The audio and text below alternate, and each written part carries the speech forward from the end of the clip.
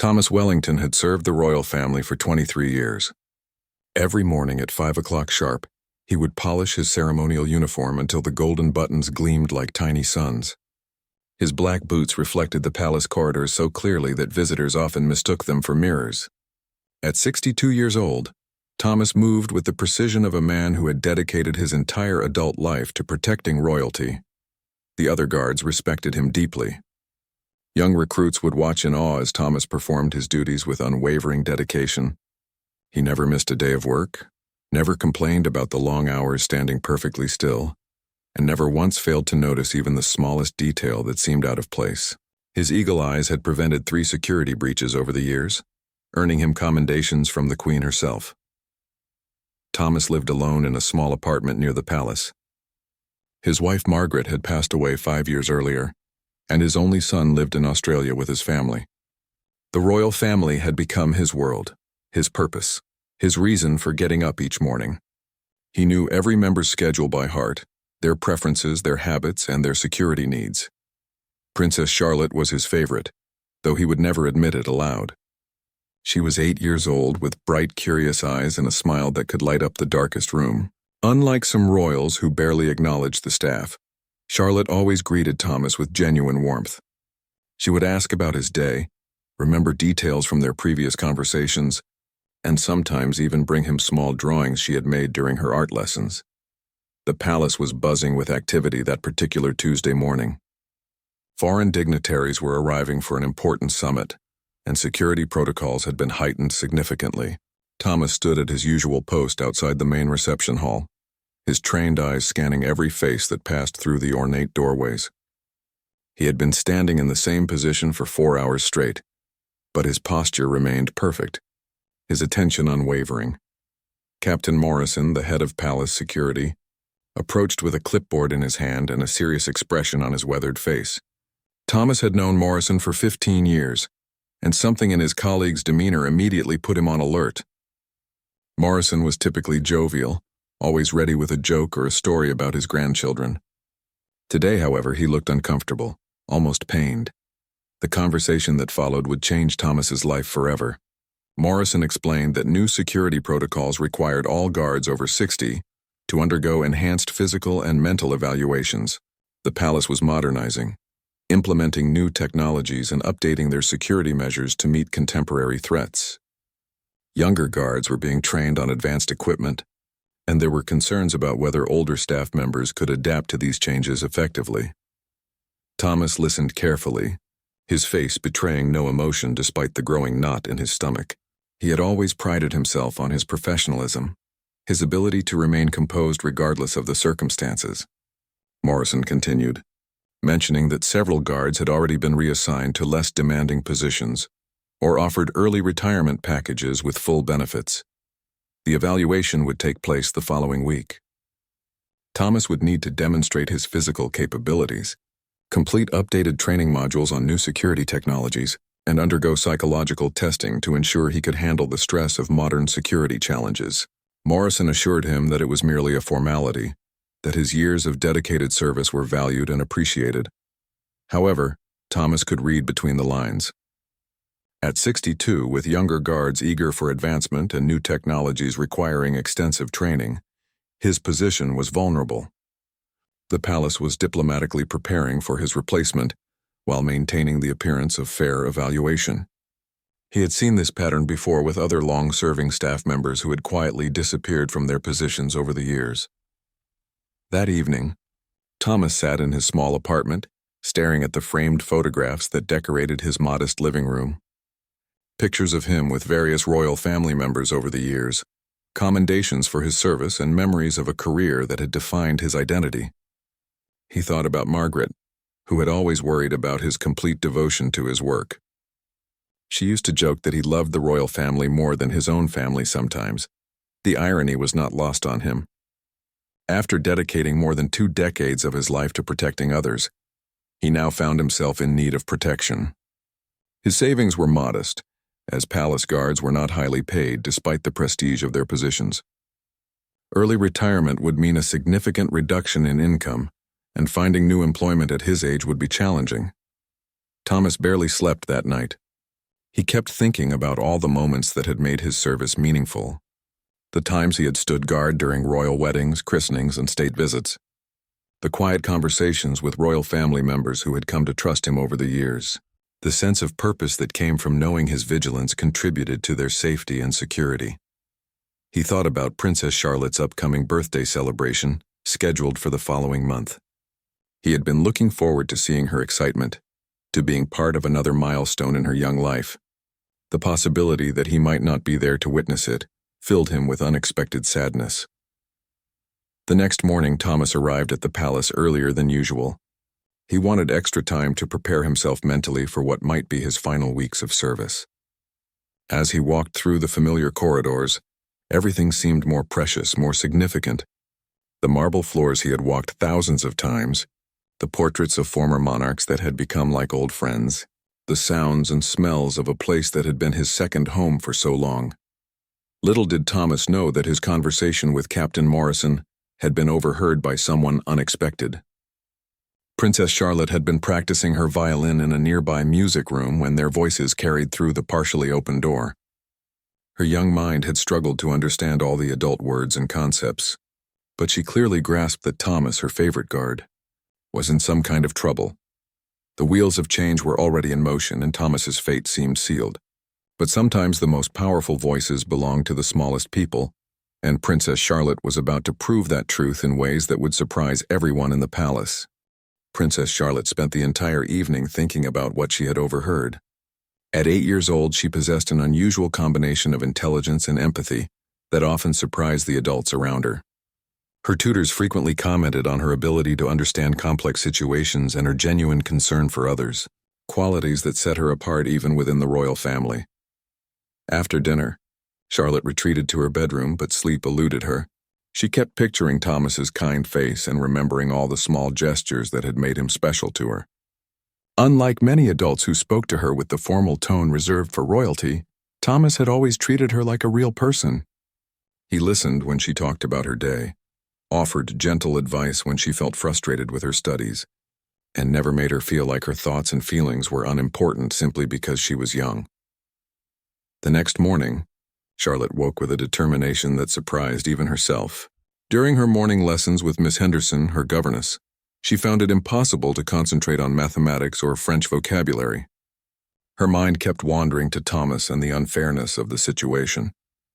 When Miss Henderson asked her to solve a particularly challenging arithmetic problem, Charlotte finally spoke up. Miss Henderson was initially puzzled by Charlotte's questions about palace employment policies and worker rights. The governess had been expecting discussions about multiplication tables and historical dates, not conversations about social justice and fair treatment of employees. However, she recognized the genuine concern in Charlotte's voice and decided to take her questions seriously. Charlotte learned that palace staff members had very few options when facing dismissal or forced retirement. Unlike employees in many other organizations, they could not easily transfer their skills to other positions. The specialized nature of royal service, while prestigious, often left workers vulnerable to sudden changes in policy or personnel decisions made by administrators who might not fully understand the value of long-term employees. During her afternoon break, Charlotte made an unprecedented decision. Instead of playing in the palace gardens or reading in the library as she typically did, she asked one of her attendants to help her locate Thomas. She had never visited the guards' quarters before, and the request raised eyebrows among the staff members responsible for her daily schedule. Finding Thomas required navigating corridors of the palace that Charlotte had never explored. The guards' areas were functional rather than ornate, with plain walls and practical furniture that contrasted sharply with the luxurious spaces where the royal family spent their time. Charlotte began to understand that there were two very different worlds within the same building. When she finally found Thomas, he was cleaning his equipment in a small room shared by several guards.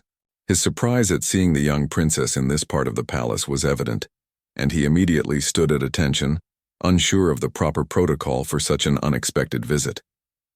Charlotte, however, had not come for formalities. She asked Thomas directly about the situation she had overheard, her young voice carrying a mixture of concern and determination that touched his heart. Thomas tried to minimize the seriousness of his circumstances, not wanting to burden a child with adult problems. He explained that sometimes changes were necessary, that new guards brought fresh energy and updated skills to the palace security team. Charlotte was not satisfied with these diplomatic answers.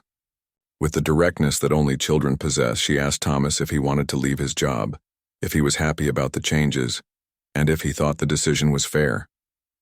Her questions cut through the polite explanations and reached the emotional core of the situation. Thomas found himself being more honest than he had intended.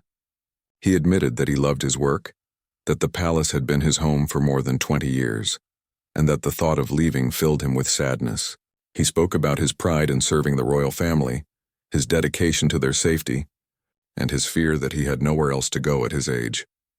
As they talked, other guards began to gather nearby, drawn by the unusual sight of Princess Charlotte in their workspace.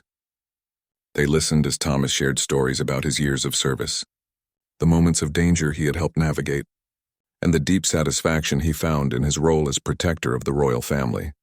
Charlotte listened intently to every word, her young mind processing the injustice of the situation. She began to understand that Thomas's dismissal was not based on any failure or misconduct, but simply on his age and the palace's desire to modernize their security force. The unfairness of punishing someone for growing older while serving faithfully struck her as fundamentally wrong. When Thomas finished speaking, Charlotte made a statement that surprised everyone present. She announced that she intended to speak with her parents about the situation. The guards exchanged worried glances, concerned that Charlotte's intervention might actually make things worse for Thomas. Palace politics were complicated, and a child's involvement could be seen as inappropriate or disruptive. Thomas gently tried to discourage Charlotte from taking any action on his behalf. He explained that decisions about palace staff were made by administrators and security officials, not by the royal family members themselves. He assured her that he would be fine regardless of the outcome, that he had saved enough money to manage for a while, and that she should not worry about an old guard's problems. Charlotte, however, had inherited her family's strong will and sense of justice. She thanked Thomas for his honesty and promised that she would find a way to help. As she left the guards' quarters, the men who had witnessed their conversation stood in amazed silence. They had just seen an 8-year-old princess display more concern for their colleagues' welfare than the administrators who made decisions about their careers. That evening, Charlotte carefully planned her approach. She knew that simply bursting into her parents' private quarters with demands and complaints would not be effective. Instead, she decided to wait for the right moment, when she could present her case thoughtfully and persuasively. The opportunity came during the family's private dinner the following evening. Charlotte's parents were discussing the upcoming diplomatic summit, reviewing security arrangements and protocol details. When there was a pause in their conversation, Charlotte politely asked if she could share something important with them. Her parents were accustomed to Charlotte's thoughtful questions and observations, so they gave her their full attention. What they were not prepared for was the passionate and well-reasoned argument that followed, as their 8-year-old daughter challenged one of the palace's personnel decisions with the conviction of someone far beyond her years. Princess Charlotte's parents, Prince William and Catherine, exchanged surprised glances as their daughter began speaking with unusual seriousness. Charlotte had always been articulate for her age, but tonight there was something different in her tone, a maturity that caught them off guard. She chose her words carefully, speaking about fairness, loyalty, and the importance of treating people with respect, regardless of their age. Charlotte began by describing Thomas's years of dedicated service, his perfect attendance record, and his genuine care for the royal family's safety. She spoke about the small kindnesses he had shown her over the years, the way he remembered details about her interests and activities, and how his presence had always made her feel secure and valued. Her parents listened with growing amazement as she presented what amounted to a character reference for a man they knew primarily as a familiar face in the palace corridors. The young princess then shifted to the broader issue of justice and fairness. She asked her parents to imagine how they would feel if someone dismissed them from their roles simply because they had reached a certain age, regardless of their competence or dedication. She pointed out that wisdom and experience were valuable qualities that should be celebrated rather than discarded. Her arguments were simple but powerful. delivered with the kind of moral clarity that often comes naturally to children. Prince William and Catherine found themselves genuinely moved by their daughter's passionate advocacy. They had always encouraged Charlotte to think critically about issues of justice and fairness, but they had not expected her to apply these principles so directly to palace personnel matters. Her concern for Thomas reflected the values they had tried to instill in her, but seeing those values in action was both surprising and deeply gratifying. However, Charlotte's parents also understood the complexities of palace administration that their daughter could not fully grasp. Security protocols had evolved significantly in recent years, with new technologies and procedures requiring extensive training. The decision to evaluate older guards was not made lightly or with malicious intent, but rather as part of a comprehensive effort to maintain the highest possible security standards. Catherine gently explained some of these complexities to Charlotte, describing how the palace's responsibility to protect the royal family required constant adaptation to new threats and challenges. She spoke about the importance of having guards who could effectively use modern security equipment and respond quickly to rapidly changing situations. Her explanation was careful and respectful, acknowledging Charlotte's concerns while helping her understand the broader context. Charlotte listened thoughtfully to her mother's explanation, but she was not easily discouraged. She asked why the palace could not provide additional training for experienced guards, rather than simply replacing them. She wondered aloud whether Thomas's years of experience and intimate knowledge of palace routines might actually make him more valuable than younger guards who lacked his institutional memory and proven loyalty. These questions demonstrated a level of strategic thinking that impressed both parents.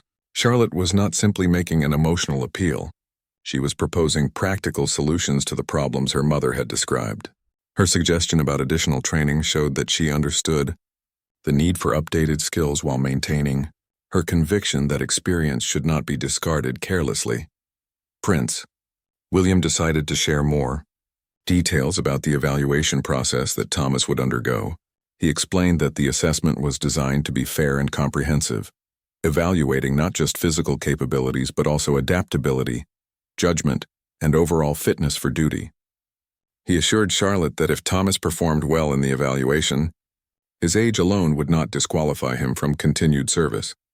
This information provided some comfort to Charlotte, but she remained concerned about the fairness of the evaluation process itself. She asked who would conduct the assessment, what criteria would be used, and whether Thomas's years of exemplary service would be properly considered.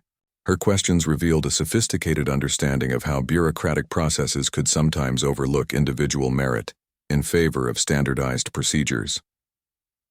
The conversation continued for nearly an hour, with Charlotte demonstrating remarkable persistence and thoughtfulness. Her parents found themselves genuinely engaged in a discussion about workplace fairness, employee rights, and the balance between institutional needs and individual dignity. They realized that their 8-year-old daughter was raising questions that deserved serious consideration.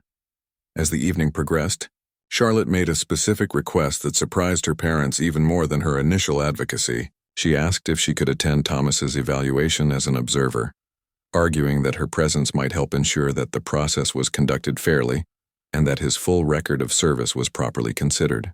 She wanted to be there as a witness to Thomas's competence and dedication. Prince William and Catherine explained that evaluation procedures were typically conducted privately, without observers who might influence the process. They pointed out that Charlotte's presence could create pressure on the evaluators that might actually work against Thomas's interests. However, they were moved by her desire to support someone she cared about and impressed by her willingness to take personal action rather than simply expressing concern. After much discussion, Charlotte's parents agreed to look into the situation more carefully. They promised to review Thomas's service record personally and to ensure that the evaluation process would be conducted with full consideration of his years of dedicated service. They also agreed to meet with Captain Morrison to discuss the broader policies affecting long-term employees. Charlotte was pleased with these commitments, but she was not entirely satisfied. She sensed that adult promises sometimes failed to translate into meaningful action, and she was determined to do more than simply trust that others would handle the situation appropriately. As her parents tucked her into bed that night, she was already formulating additional plans to support Thomas. The next morning brought unexpected developments that would test everyone's resolve. Word of Charlotte's advocacy had somehow reached other palace staff members, and Thomas found himself at the center of attention in ways that made him deeply uncomfortable. Some guards expressed admiration for Charlotte's concern, while others worried that the situation had become too visible and might actually harm Thomas's chances of passing his evaluation. Captain Morrison learned about Charlotte's involvement through the palace's informal communication networks, and he was not pleased. He had hoped to handle Thomas's situation quietly and diplomatically, without drawing attention from the royal family or creating precedents that might complicate future personnel decisions. Charlotte's intervention had transformed a routine administrative matter into a potential public relations challenge. Thomas himself was caught between gratitude for Charlotte's support and concern about the complications her advocacy might create. He appreciated her kindness more than he could express, but he worried that her involvement might be seen as inappropriate interference in palace administration. The last thing he wanted was for his situation to create problems for the young princess, who had shown him such unexpected loyalty. The palace atmosphere grew tense over the following days, as news of Charlotte's intervention spread through the staff quarters. Some employees saw her actions as a hopeful sign that the royal family genuinely cared about their welfare, while others worried that too much attention on personnel matters might lead to stricter policies and increased scrutiny of all staff members. The situation had evolved far beyond a simple employment evaluation. Captain Morrison found himself in an increasingly difficult position. He had tremendous respect for the royal family and had never intended for Thomas's situation to become a source of conflict or embarrassment. Morrison had served in the military for 20 years before joining the palace security team, and he understood the importance of maintaining clear chains of command and established procedures. Charlotte's involvement threatened to set precedents that could complicate future administrative decisions. At the same time, Morrison could not ignore the fact that Princess Charlotte's concerns were legitimate and well-founded. Thomas was indeed an exemplary employee whose dedication and competence were unquestionable. The captain began to wonder whether the palace's emphasis on modernization had led them to undervalue the institutional knowledge and proven reliability that came with long-term service. Thomas continued his duties with characteristic professionalism, but the stress of his uncertain situation was beginning to show. His usually perfect posture seemed slightly more rigid, and his colleagues noticed that he had become quieter during break times. He appreciated Charlotte's support more than words could express, but he also felt guilty about the complications her advocacy had created for everyone involved. The young princess, meanwhile, was discovering that adult problems were far more complex than she had initially realized. Her parents had indeed spoken with Captain Morrison about Thomas's situation, but the conversation had revealed layers of bureaucracy and policy considerations that she struggled to understand. She learned that decisions about palace staff involved insurance requirements, union regulations, budget constraints, and liability concerns that made simple solutions difficult to implement. Charlotte's frustration with these complexities only strengthened her determination to help Thomas. She began researching employee rights and workplace fairness, using her tutoring sessions as opportunities to ask probing questions about social justice and institutional responsibility.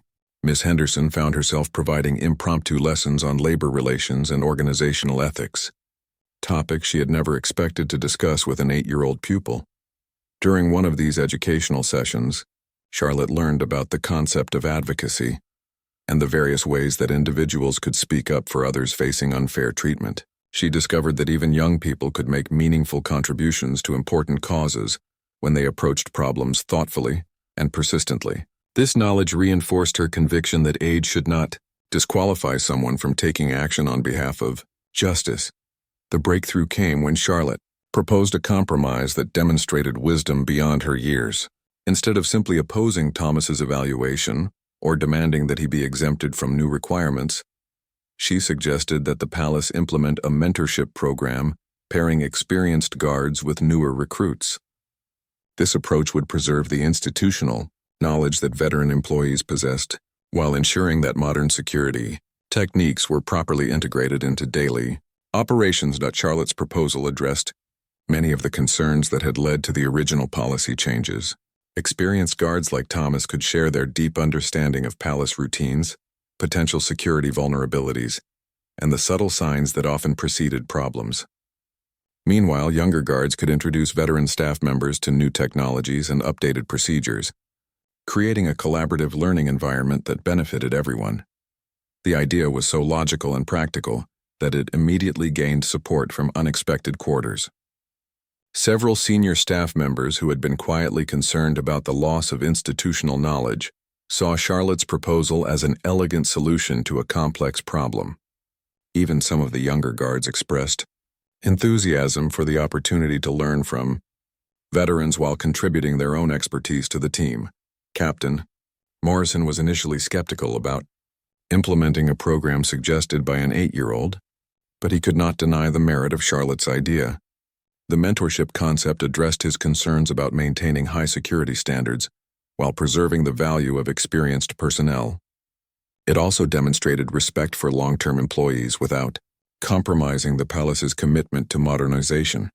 Prince William and Catherine were amazed by their daughter's thoughtful approach to problem-solving. Charlotte had moved beyond simple advocacy to propose constructive solutions that considered multiple perspectives and competing interests. Her willingness to research complex topics and develop practical recommendations showed a level of maturity and social awareness that filled them with pride. The royal couple decided to support Charlotte's proposal formally, requesting that Captain Morrison develop a detailed plan for implementing the mentorship program. They emphasized that the initiative should be evaluated on its merits, rather than dismissed simply because it originated with a child. Their endorsement carried significant weight within the palace hierarchy and ensured that Charlotte's idea would receive serious consideration.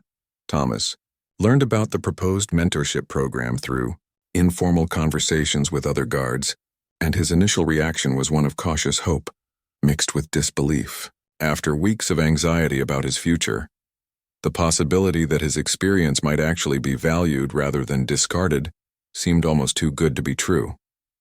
He worried about getting his hopes up only to face disappointment if the program failed to materialize. However, as details of the proposal became clearer, Thomas began to see how such a program could benefit everyone involved. He possessed decades of knowledge about palace security procedures, potential problem areas, and the behavioral patterns of various royal family members. Sharing this information with newer guards could significantly enhance overall security effectiveness while giving him a meaningful role in training the next generation. The evaluation process that had originally threatened Thomas's career continued as scheduled, but the context had changed dramatically. Instead of being assessed purely on his ability to adapt to new requirements, he was now being considered for a potential leadership role in the proposed mentorship program.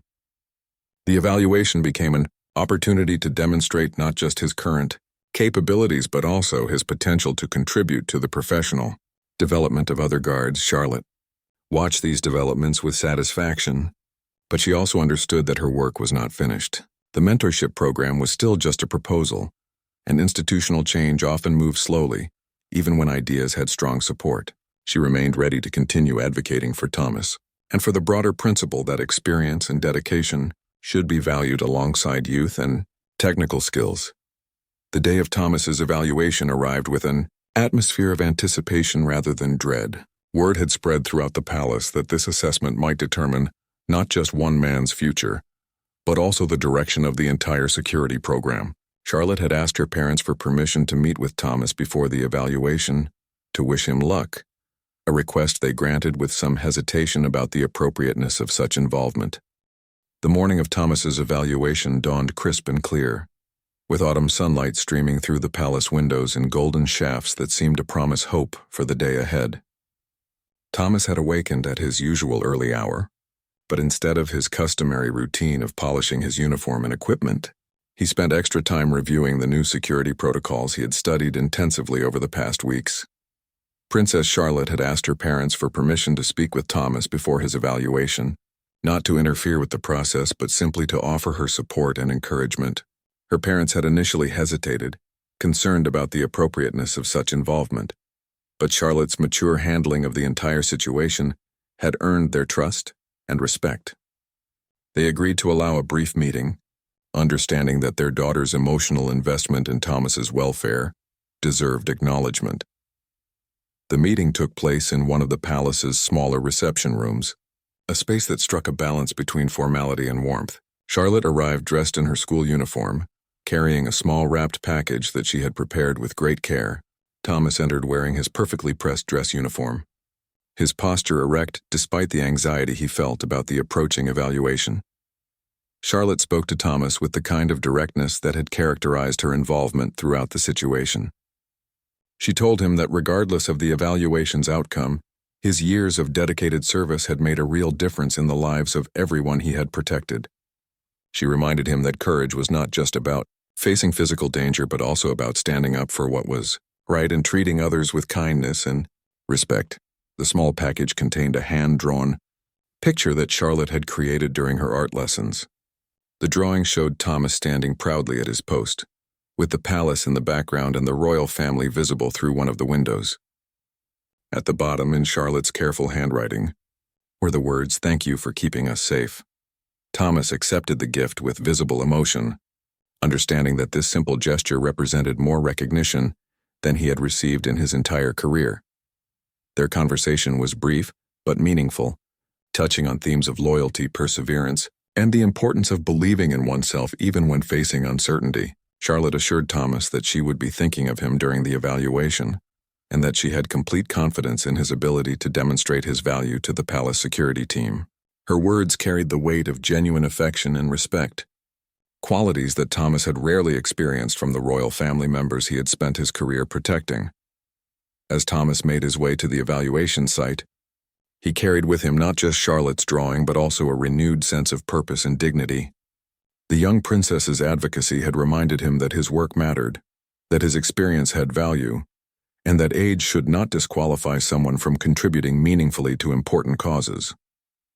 These realizations gave him confidence as he prepared to face the assessment that would determine his future.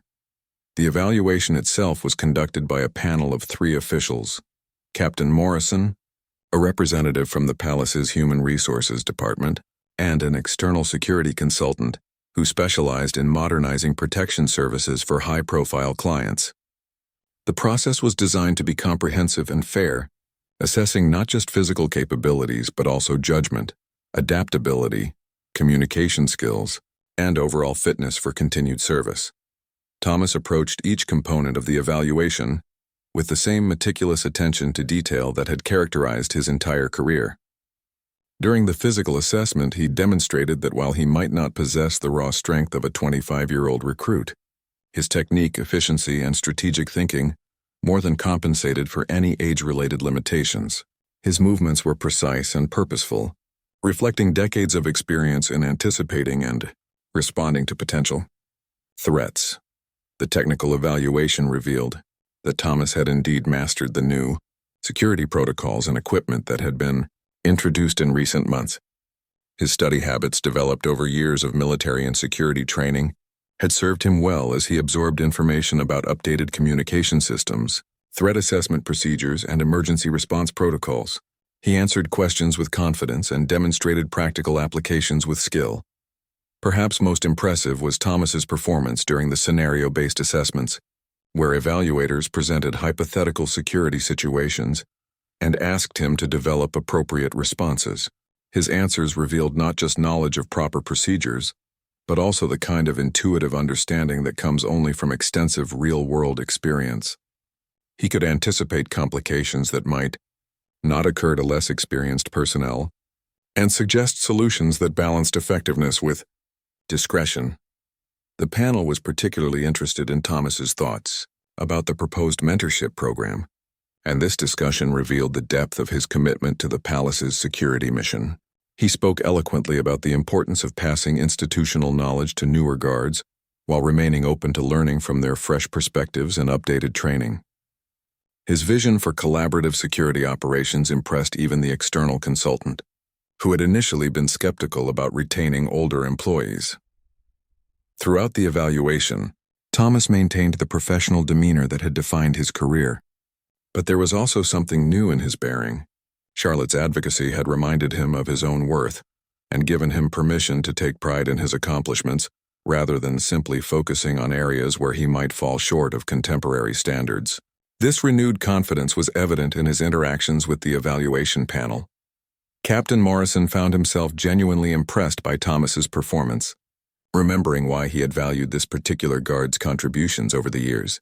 The evaluation process had forced him to look beyond simple metrics like age and physical stamina to consider the full range of qualities that made someone effective in palace security work. Thomas's combination of experience, dedication, adaptability, and institutional knowledge created a profile that would be difficult to replace. The human resources representative took detailed notes on Thomas's responses to questions about workplace collaboration, professional development, and his vision for contributing to the proposed mentorship program. His answers demonstrated not just individual competence but also leadership potential and a genuine commitment to the success of the entire security team. These qualities aligned perfectly with the palace's evolving approach to staff development and retention. As the evaluation concluded, Thomas felt a sense of accomplishment that went beyond simply completing the required assessments. The process had allowed him to demonstrate his full range of capabilities and to articulate his vision for continued service in ways that purely routine job performance had never permitted. Regardless of the panel's final decision, he knew that he had presented his best self and honored the confidence that Princess Charlotte had placed in him. The evaluation panel retired to deliberate, and Thomas returned to his quarters to wait for their decision.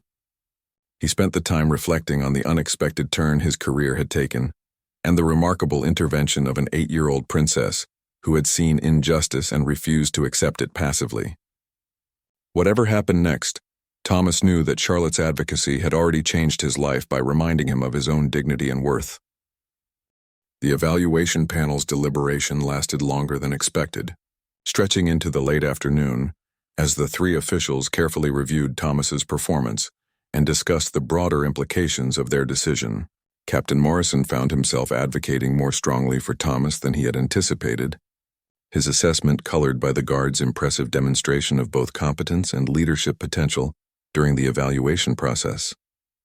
The external security consultant, initially skeptical about retaining older employees, had been genuinely surprised by Thomas's performance. His extensive experience with modernizing security operations had typically led him to recommend younger, more technically oriented personnel. However, Thomas's combination of institutional knowledge, adaptability, and strategic thinking presented a compelling case for the value of experienced staff members when properly supported and challenged. Meanwhile, word of the ongoing deliberation had spread throughout the palace, creating an atmosphere of anticipation among staff members who had followed Thomas's situation with interest. Many guards had come to see his case as representative of broader questions about how the palace valued long-term employees and whether experience would continue to be respected alongside technical skills and physical capabilities. Princess Charlotte spent the afternoon in her tutoring sessions, but her concentration was clearly affected by concern about Thomas's evaluation. Miss Henderson noticed her pupil's distraction and gently inquired about her worries. Charlotte explained her anxiety about the decision and her hope that the evaluation panel would recognize Thomas's true value to the palace security team. The governess was moved by Charlotte's sustained concern for someone outside her immediate family circle. She had watched the young princess's involvement in Thomas's situation with growing admiration, recognizing that Charlotte's advocacy represented the practical application of values and principles that were often discussed in abstract terms during their lessons about citizenship, justice, and social responsibility. As evening approached, Captain Morrison finally requested a meeting with Prince William and Catherine to discuss the evaluation panel's findings and recommendations. The royal couple had maintained appropriate distance from the evaluation process itself, but they were keenly interested in the outcome given their daughter's deep emotional investment in Thomas's welfare and the broader implications for palace personnel policies. The meeting took place in Prince William's private study, a comfortable room lined with books and personal mementos that created an atmosphere more conducive to honest conversation than formal reception rooms. Captain Morrison arrived with a thick folder containing Thomas's evaluation, results, and the panel's detailed recommendations, for moving forward with both his individual case and the proposed mentorship program. Morrison began by acknowledging that the evaluation process had been more revealing than he had expected, forcing him to reconsider some of his assumptions about the relationship between age and job performance. Thomas's demonstration of adaptability, leadership potential, and comprehensive understanding of palace security needs had impressed all three panel members and challenged their preconceptions about older employees. The captain explained that Thomas had not only met the minimum requirements for continued service but had actually exceeded expectations in several key areas. His performance during scenario-based assessments had been particularly noteworthy, revealing the kind of strategic thinking and problem-solving ability that typically developed only after years of real-world experience. The panel had concluded that dismissing such capabilities based solely on age would represent a significant loss for the palace security program. However, Morrison also emphasized that the evaluation had revealed opportunities for improvement and growth that could benefit both Thomas and the broader security team. The proposed mentorship program offered a framework for maximizing the value of experienced personnel, while ensuring that all staff members remained current with evolving security technologies and procedures. Prince William and Catherine listened carefully to Morrison's report, recognizing that the evaluation had evolved into something much more significant than a simple assessment of one employee's fitness for duty. The process had illuminated broader questions about organizational values, personnel development, and the most effective ways to balance experience with innovation in security operations. The royal couple was particularly interested in the panel's recommendations for implementing the mentorship program that Charlotte had originally proposed. Morrison explained that the external consultant had been impressed by the concept and had offered to help develop detailed guidelines for pairing experienced guards with newer recruits in ways that would enhance both technical proficiency and institutional knowledge transfer. As the meeting concluded, Prince William and Catherine asked Morrison to inform Thomas of the panel's decision personally, emphasizing their appreciation for his years of dedicated service and their confidence in his continued contributions to palace security. They also requested that arrangements be made for them to meet with Thomas privately to discuss his new role and express their gratitude for his loyalty. The news of Thomas's successful evaluation spread quickly through the palace staff networks, generating reactions that ranged from relief to celebration among employees who had followed his situation with concern. Many guards saw the decision as validation of their own value and evidence that the palace administration could be responsive to legitimate concerns about fairness and employee treatment. Thomas himself received the news with a mixture of gratitude, relief, and renewed purpose that he struggled to express adequately. Captain Morrison's personal delivery of the evaluation results included not just confirmation of his continued employment, but also details about his selection as the first senior mentor in the new program that would pair experienced guards with recent recruits. Role represented both recognition of Thomas's capabilities and an opportunity to contribute to the palace's security mission in new and meaningful ways. Instead of simply continuing his existing duties while awaiting eventual forced retirement, he would now play a central role in training the next generation of guards while continuing to learn and grow professionally himself. That evening, Thomas sat in his modest apartment, looking again at the drawing Princess Charlotte had given him earlier that day. The simple artwork had become a symbol of something much larger than his individual employment situation. It represented the power of speaking up for justice, the importance of recognizing value in unexpected places, and the remarkable impact that one person's concern for another could have on an entire organization. He thought about Charlotte's courage in challenging adult decisions and policies when she believed they were unfair.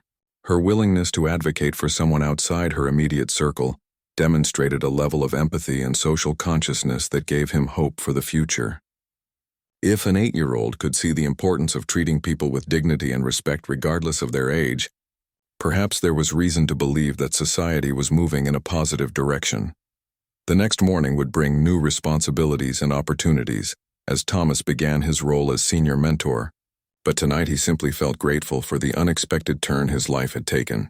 Princess Charlotte's intervention had saved more than his job. It had restored his sense of purpose and reminded him that every person's contribution mattered, regardless of their position in the organizational hierarchy. 3 months after the evaluation that had seemed likely to end his career, Thomas Wellington stood in the palace's main courtyard, overseeing the training of 5 new recruits. The mentorship program that had begun as Princess Charlotte's idealistic proposal had evolved into a comprehensive professional development initiative that was attracting attention from security organizations around the world. The transformation in Thomas's role had been remarkable. Instead of feeling like a relic from an earlier era, he now found himself at the forefront of an innovative approach to security training that combined traditional expertise with modern techniques. His days were filled with purpose, as he shared decades of institutional knowledge, while learning about new technologies and procedures from the enthusiastic, young guards under his guidance. The recruits assigned to Thomas's mentorship group represented diverse backgrounds and experiences, but they all shared a common respect for his knowledge and dedication. They quickly learned that his gentle manner concealed a wealth of practical wisdom about palace security that could not be found in any training manual. Stories about past incidents, insights into the behavioral patterns of various royal family members, and subtle observations about potential security vulnerabilities became valuable lessons that enhanced their understanding far beyond basic procedural training. Princess Charlotte had followed the development of the mentorship program with great interest and satisfaction. Her tutoring sessions with Miss Henderson now included regular discussions about organizational change, leadership development, and the importance of advocating for important causes. The success of her intervention in Thomas's case had given her confidence in her ability to identify problems and propose constructive solutions. The young princess had also maintained her friendship with Thomas, often stopping to chat with him when their paths crossed in the palace corridors. These conversations had evolved beyond simple pleasantries to include substantive discussions about justice, fairness, and the responsibility that comes with privilege. Thomas found himself serving as an informal mentor to Charlotte as well, sharing insights about service, dedication, and the satisfaction that comes from contributing to something larger than oneself. Captain Morrison had been amazed by the positive impact of the mentorship program on overall morale and effectiveness within the security team. Experienced guards who had previously felt undervalued and potentially expendable now took pride in their roles as teachers and advisors. Newer recruits benefited from accelerated learning that combined technical training with practical wisdom, resulting in a more competent and confident security force. The program's success had also attracted attention from other royal households and security organizations, leading to requests for consultation and advice about implementing similar initiatives. Morrison found himself presenting the palace's approach at professional conferences, always making sure to credit Princess Charlotte's original insight as the foundation for their innovative program. Prince William and Catherine had watched their daughter's involvement in Thomas's situation with growing pride and amazement. Charlotte's willingness to speak up for justice, her thoughtful approach to problem-solving, and her sustained commitment to following through on her advocacy had demonstrated qualities of leadership and social consciousness that exceeded their highest expectations for her character development. The royal couple had also been impressed by the broader organizational benefits that had emerged from addressing Charlotte's concerns about fairness and employee treatment. The mentorship program had improved security effectiveness while creating a more positive workplace culture that valued both experience and innovation. The initiative had become a model for other palace departments interested in maximizing the potential of their workforce. Thomas's personal transformation had been equally remarkable. The anxiety and uncertainty that had characterized his final months of traditional guard duty had been replaced by enthusiasm and renewed purpose. His role as senior mentor had given him opportunities to contribute his knowledge and experience in ways that felt meaningful and valued. The respect he received from both colleagues and trainees had restored his confidence and sense of professional worth. The mentorship program had also provided Thomas with opportunities for continued learning and professional growth that he had not expected at his age. Working closely with younger guards had exposed him to new perspectives and approaches that enhanced his own understanding of security challenges. The collaborative nature of the program had created a dynamic learning environment that benefited everyone involved. On a quiet Tuesday morning, exactly 1 year after Captain Morrison had first approached him about the evaluation process. Thomas stood at his familiar post outside the main reception hall. This time, however, he was not alone. 2 of his mentorship trainees flanked him, their posture and attention reflecting the high standards he had helped instill in them over months of careful instruction and guidance. Princess Charlotte appeared in the corridor, returning from her morning lessons with Miss Henderson. She paused to greet Thomas and his trainees, inquiring about their training progress and sharing news about her own studies. The easy familiarity of their interaction reflected the ongoing friendship that had developed from their shared experience with workplace advocacy and organizational change. As Charlotte continued on her way, Thomas reflected on the extraordinary chain of events that had transformed his life and career. A conversation that had begun with concerns about forced retirement had evolved into an opportunity to contribute to meaningful innovation in palace security operations.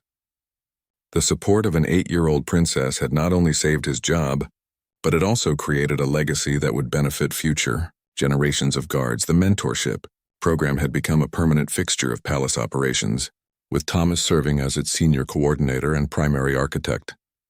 His role had evolved to include developing training curricula, evaluating program effectiveness, and consulting with other organizations interested in implementing similar initiatives. The work gave him a sense of professional fulfillment that exceeded anything he had experienced during his years of traditional guard duty. Looking back on the Wau crisis that had seemed so threatening just months earlier, Thomas understood that Princess Charlotte's intervention had accomplished far more than simply preserving one man's employment. Her willingness to challenge unfair policies and advocate for constructive change had created a model for addressing workplace issues that respected both individual dignity and organizational needs. The experience had also taught valuable lessons about the power of speaking up for justice, the importance of considering multiple perspectives when making difficult decisions, and the remarkable impact that one person's courage and compassion could have on an entire community. These lessons extended far beyond employment policies to encompass broader questions about leadership, responsibility, and the obligation to protect those who might not be able to protect themselves. As Thomas watched his trainees perform their duties with the competence and pride he had helped instill in them, he felt a deep sense of satisfaction about the legacy he was creating. The knowledge and values he was passing on to the next generation of guards would continue to benefit the palace's security mission long after his own retirement. Princess Charlotte's advocacy had not only saved his career, but had also ensured that his decades of experience would continue to serve the royal family through the guards he had trained and inspired. The story of Thomas Wellington and Princess Charlotte had become palace legend, told and retold as an example of courage, compassion, and the importance of standing up for what is right. It served as a reminder that justice and fairness were not abstract concepts but practical values that required active defense and thoughtful implementation. Most importantly, it demonstrated that meaningful change was possible when people were willing to speak up for others and work together to find solutions that honored both individual dignity and collective needs.